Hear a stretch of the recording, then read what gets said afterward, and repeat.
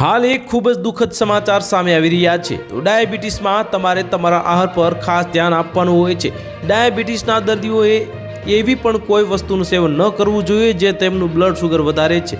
કેટલાક લોકો માને છે કે ડાયાબિટીસથી પીડિત દર્દીઓ થોડી પણ મીઠી વસ્તુ ખાઈ શકતા નથી, પરંતુ આ સાચું નથી। મીઠાઈઓ અને અન્ય ખાદ્ય ખોરાક દર્દીને શુગરના સ્તર અનુસાર સૂચવવામાં આવે છે। ડાયાબિટીસના દર્દીઓને ખાંડનું સેવન કરવાની મનાઈ છે। આવી સ્થિતિમાં તે મધનો ઉપયોગ કરી શકે છે, જો કે તેને ખાતા પહેલાં એક વખત સ્વાસ્થ્ય નિષ્ણાતની સલાહ લેવી જરૂરી હોય છે। સ્વાસ્થ્ય નિષ્ણાતોના મતે કુદરતી સ્વીટનર મધ સ્વાસ્થ્ય માટે ખાંડ કરતાં વધુ ફાયદાકારક માનવામાં આવે છે। તે સફેદ ખાંડ કરતાં વધુ સુપાચ્ય છે। મધમાં એન્ઝાઇમ હોય છે જેના કારણે શરીર મધને સરળતાથી તોડી નાખે છે। આ જ કારણ છે કે ડાયાબિટીસના દર્દીઓ મીઠાશ તરીકે થોડું મધ લઈ શકે છે।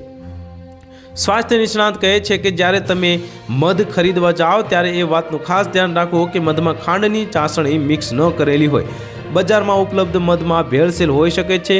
ડાયાબિટીસના દર્દીઓએ એક ચમચીથી વધુ મધ ન ખાવું જોઈએ। મધમાં સફેદ ખાંડ કરતાં ઓછું ગ્લાયકેમિક હોય છે। તો હાલ માટે આટલું જ। મળીશું નવી અપડેટ સાથે। જો તમને અમારા વિડીયો પસંદ આવતા હોય તો વિડીયોને લાઇક કરી દેજો, ચેનલને સબસ્ક્રાઇબ કરી બાજુમાં આવેલા બેલ આઇકનને દબાવી દો, જેથી તમને આવા સમાચારની અપડેટ મળતી રહે।